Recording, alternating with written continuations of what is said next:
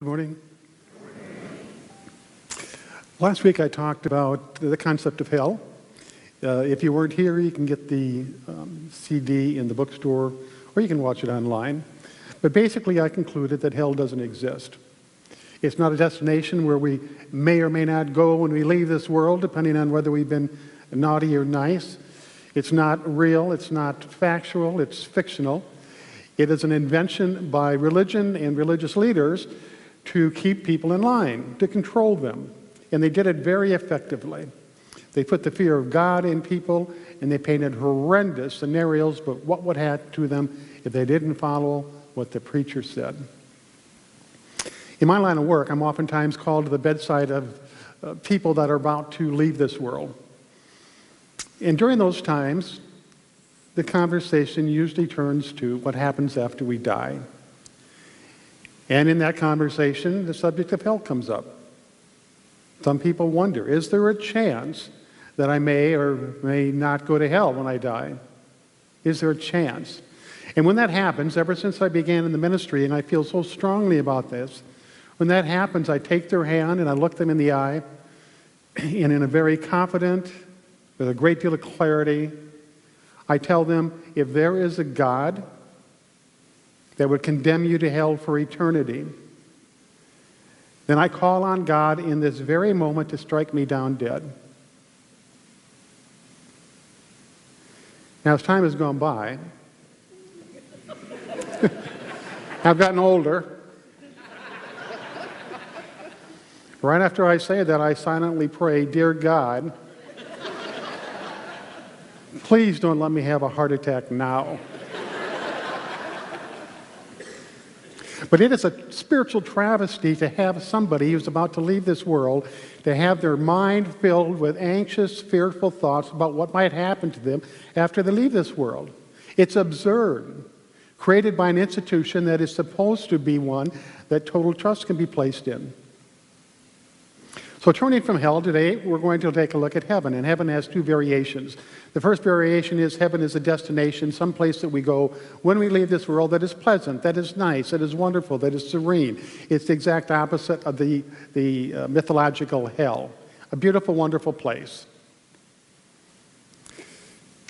A man came to the pearly gates of heaven. St. Peter was there. And St. Peter asked him what religion he was.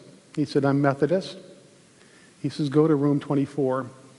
But be very, very quiet when you walk by room 8. So the man went off to room 24. A woman came to the gate. St. Peter says, what religion are you? She said, I'm Lutheran. He says, very well. Go to room 16. But be very, very quiet when you walk by room 8. Another man came to the gate. St. Peter said, what religion are you? He said, I'm Jewish. He says, that's great. Go to room 19, but be very, very quiet when you walk by room 8. And the Jewish man said, I understand that all religions have different rooms, but why do we have to be so quiet when we walk by room 8? And St. Peter says, because that's where the Baptists are, and they think they're the only ones here.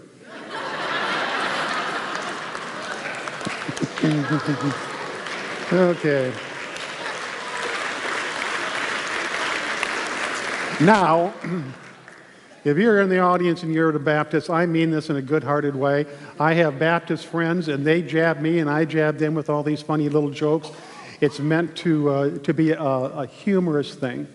I have utmost faith for my Baptist friends for their dedication to and their faith in their religion. So don't take it seriously. Don't think we're anti-Baptist. It's just that you're fun to laugh at. And we're fun for you to laugh at as well. I think I'm just getting in deeper here. The other variation of heaven is what Jesus talked about, the kingdom of heaven. And the kingdom of heaven is a state of mind, it's a way of life, it's a way of living. It is a level of consciousness that is very peaceful, that is very connected, that has great purpose, that has great insight. It's a way of living that is simply very serene. Now, in order to talk about the kingdom of heaven, it's necessary that we start talking with consciousness. Consciousness is everything. You are consciousness more than you are anything else. It is a realm that is mystery. Scientists don't know exactly what it is. Spiritual leaders don't know all that it is. Consciousness is existence. In consciousness, there are many different levels. We don't know exactly how many. So today I'm going to talk about 4 that we know about, that have been experienced and that have been testified to. The first level of consciousness is deep sleep. We've all experienced it. There's no activity, there's no vision, there's no dreams, there is nothing but deep sleep with occasional blip on the screen. The second level of consciousness is the dream state. Totally different from deep sleep. For the dream state brings with it visions and interactions and emotions and all sorts of different things. We experience falling from high places. We experience trying to run away from something dangerous, but we can't. We even have romantic fantasies in the dream world. The second state of consciousness. The third state of consciousness is the waking state, the one that we're in now, the one that we live most of our time in. The waking state, as you know, is totally different than the dream state because it has stuff that is real, stuff that you can touch, stuff that you can smell, stuff that you can taste. There's activities that we can engage in. The waking state of consciousness is real, totally different than the dream state. Now, in the waking state of consciousness, there are different steps. And each step is based on 2 things. It's based on awareness, and it's based on knowledge. When we come into this world, our minds are relatively free, like a new computer that's never been programmed. And as we go along in our life, we are programmed with the various knowledge from outside sources.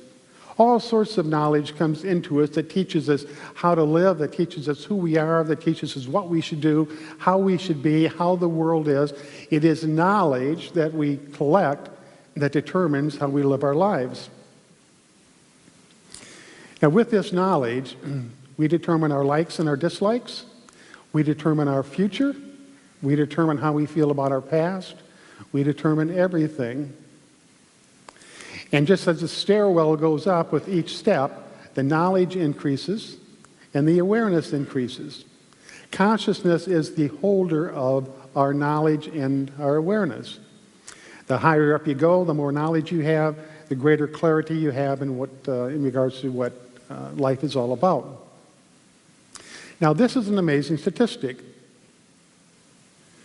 90% of the knowledge that we have was given to us in some form by other people. Think about that. 90% of the knowledge that we live our lives by was given to us by other people. The other 10% being intuitive thought and imaginary thought, but 90%. That means we are living our lives based on what other people have told us in regards to how to live our lives. And much of the knowledge that we've been given is wrong. It's not truthful. It wasn't intentionally given to us as wrong information. It's just that it is the error thoughts that are present in our collective consciousness right now. So that is what Jesus meant when he said, be in the world, but not of it. He said, be in the world, be active in the world, interact and relate with other people. Don't be of the world's knowledge because it is not based on truth. On average, 75% of people's thinking is of a negative nature. On average, 93% of people's thinking is redundant or false or habitual. Now, what that means is we collect all this knowledge to live our lives, but we're not thinking new. We're recycling the knowledge that we have. And that means the way we face certain situations, circumstances, is always the same. The conflict that rises in relationships is always the same. The way we face problems and challenges is always the same. As long as the knowledge stays the same, our actions and our reactions and our emotional experience is going to be the same. So instead of walking up this stairwell of consciousness, basically we're just standing on the same step and walking in place. We're not moving, we're not evolving, we're not rising up to higher levels of consciousness. Now the fourth level of consciousness is called the Christ consciousness in unity. And although it has to do with Jesus, it is not of Jesus. Jesus ascended to the Christ consciousness, and so he was called Jesus the Christ, just as a doctor who finishes med school is called Dr. So-and-so. He is called Jesus the Christ. It's also found in other religions. The Buddhists call it nirvana, and they say it's a place where everything is worthy of a loving caress. The Zoroastrians call it paradise, where the loveliest becomes lovelier. The Hindus call it a grand mystical merging with Brahma, their chief god. And Jesus referred to it as the kingdom of heaven. We call it the kingdom of heaven because it has to do with consciousness. The consciousness is your kingdom. You have your own set of consciousness. It's nobody else's. And that is what you are. You aren't your body. You aren't your thoughts. You aren't what you do for a living. You aren't the roles that you play. You are consciousness. When you first came into this world, at the very beginning, when you were first conceived into the realm of physicality, as a single cell, before it even split, there was consciousness. You had no body, you had no senses, you had no nervous system, you had nothing, but you had consciousness. Everything comes forth from consciousness. And so on the spiritual path, it is our objective, or it is our responsibility, or our deepest desire to continue to move forward in consciousness, because the higher we go on the steps of waking consciousness, the more supreme life becomes, the more rich it becomes, the more beneficial it becomes. And it really isn't that difficult. It is a natural procedure unless we resist it. When we talk about the kingdom of heaven, Jesus said you must be born again. Now, a lot of fundamental religions have taken that, and before you can get to the kingdom of heaven, they're talking about after you die. Before you can get to the kingdom of heaven, you have to be born again. That means that you have to be born again to Jesus Christ as Lord and Savior. It's only through that born again process that you can be saved. But Jesus didn't mean it that way at all. He said born again, just as we were born into the waking state of consciousness and we collected knowledge from that base, he's saying you have to release that and be born again into the Christ consciousness in order to capture it. Now just imagine that you're on that stairwell and you're going up, but you've got a lot of baggage with you, a lot of heavy baggage, and you can't take the next step unless you set it down. The heaviest bag that we carry is separation, thinking that we're all alone in this world, that we're independent. We are individual, but we don't see the connection that we have with the rest of the world. It's absolutely essential that we connect, that we become one in unity, and when I say that, it simply means wishing everybody well. We shift our identity from being me, a man, a minister, a father, a grandfather. I shift that identity to being me, a part of this world, and this world a part of me. It joins together as one. In doing that, we free ourselves from fears and anxieties. We free ourselves from jealousies and hatred. We free ourselves from all those things that happen to be a bane in our existence. So it's coming together as one to connect. When we were born into this world, we had no comprehension of separation. We didn't know that we were separate. We felt like we were one with our mother. And then as we began to grow, we recognized that we are separate. But we didn't have distinctions. We didn't distinguish between the two of us. As we continued to grow, We took on distinctions. Yes, Mother is a big person, I'm a little person. Joey is black, I'm white. She's a girl, I'm a boy. We took on distinctions, but we didn't have preferences. Then as we start to get into our later years, our teen years, we develop preferences. I like this. I don't like that. But we didn't have harsh judgments. When we took on harsh judgments, they say that is when we lost the Christ consciousness. We were born with it. It's nothing we have to seek out and find. It's nothing that we have to pray to God for. It's nothing that we have to live up to a certain level of worthiness to get. We were born with the Christ consciousness. We wandered away from it because of the knowledge of the world, the differences of the world, the discriminations of the world. And now on the spiritual path, or simply, you might say, going back home. And it all begins by connecting with your world. Just for a moment, imagine this. Imagine there's a huge table in front of us. On the table, there's a crossword puzzle, 1,000 pieces or so. They're all mixed up. And you take one little piece of that puzzle and you put it right in the middle. That represents you. The rest of the puzzle and the table represents your existence or your world. One little piece totally disconnected from everything else. But then you begin to connect with the pieces around you, the pieces that fit. And you begin to expand. So now you're not just one little piece in the middle all alone, but you are part of several pieces. And that's the way we live our lives. We continue to expand our identity, to expand that what we relate with, to expand that what we love and have compassion for, out and out and out, until the puzzle comes together, the picture displays itself, and it's heaven on earth. If there's somebody that you need to forgive, this is the time to do it. If there's somebody that you have a grudge against, this is the time to settle it. If there's somebody that you don't love, this is the time to love them. Now, I must distinguish the difference between love and like. I wrote an article for the Kansas City Star some time back describing the two. It is our spiritual duty, it is our God-given duty to love everybody. And to love everybody simply means to wish them well, to not wish anybody harm, to not wish anybody bad luck. Wish everybody well. It can almost be a silent blessing. As you walk down the street or you drive in your car, you see somebody, I wish him well. I wish him well. Now, like is something totally different.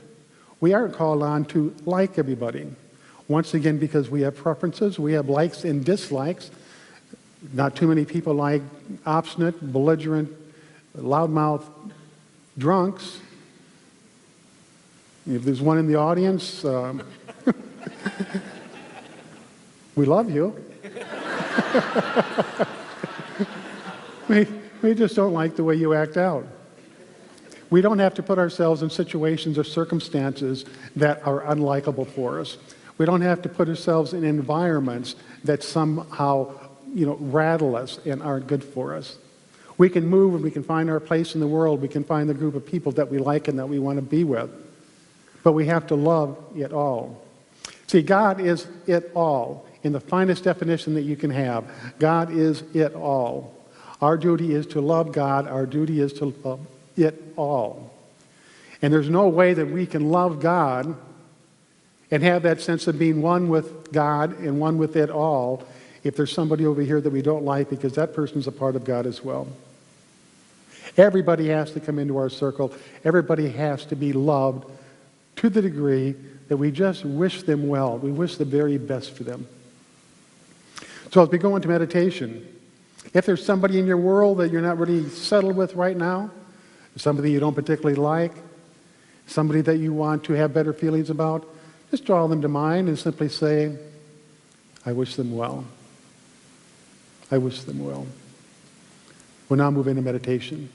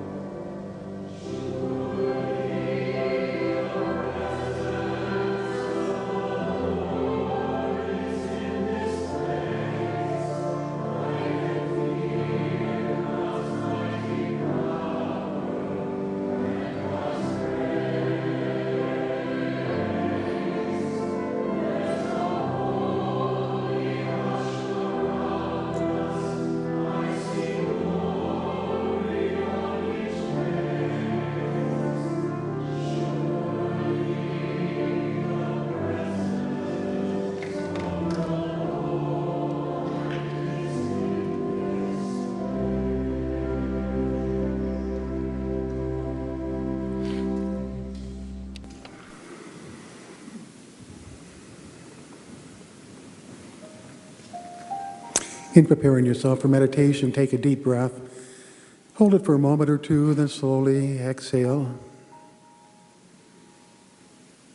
Take another deep breath. And as you exhale, feel every muscle in your body become relaxed. If there's any tension, may it disappear.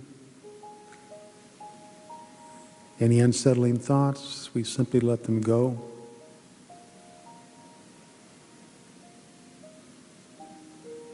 And we move into a state of consciousness that is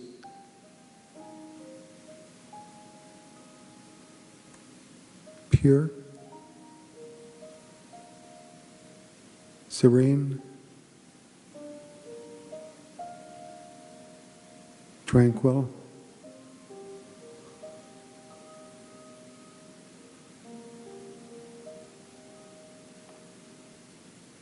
a place of equanimity, a place of balance, a sense of harmony.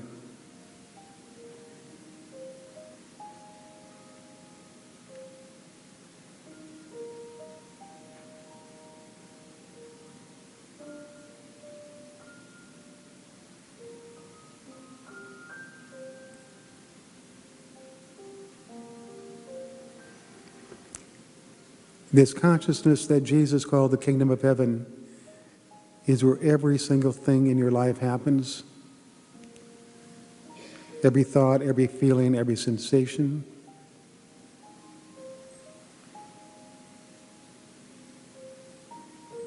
Every burst of laughter, every tear that is shed.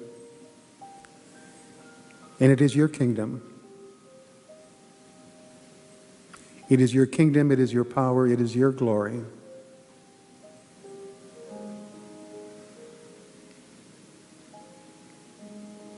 You decide the condition of your consciousness.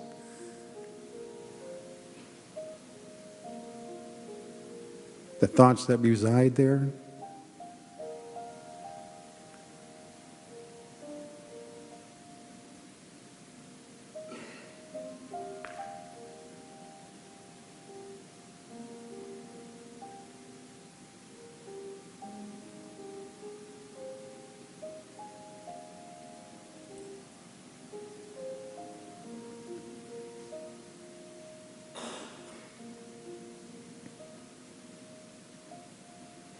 As I speak these words, please make them your own.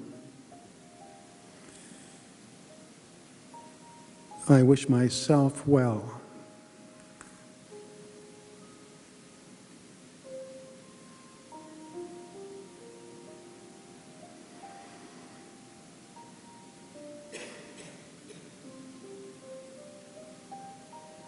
Now imagine that there is a warm light radiating out from you. And that light radiates out to the people around you.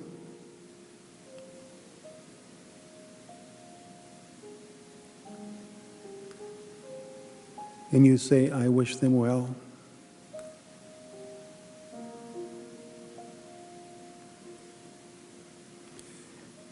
The light continues to expand to all the people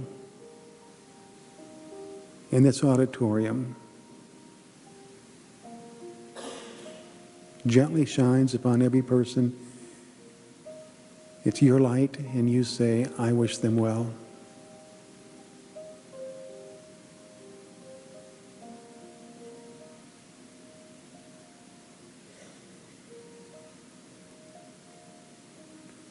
Now see that light moving beyond this building to this neighborhood, this community, in this city and the suburbs. Your light shining out.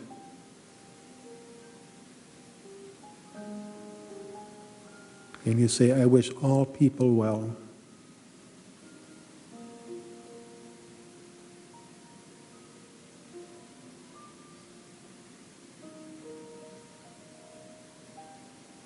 And let your light continue to shine out beyond this city, over this state, over this country, over all the nations in the world.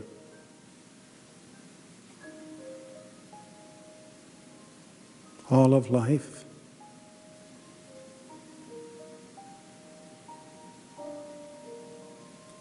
It is your light, and you say, I wish all of life well.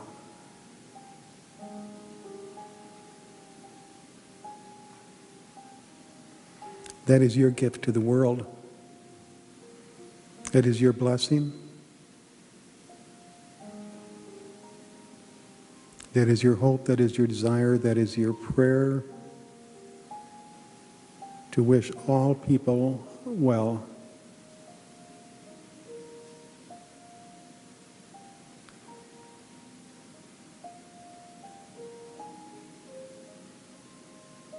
And so it is.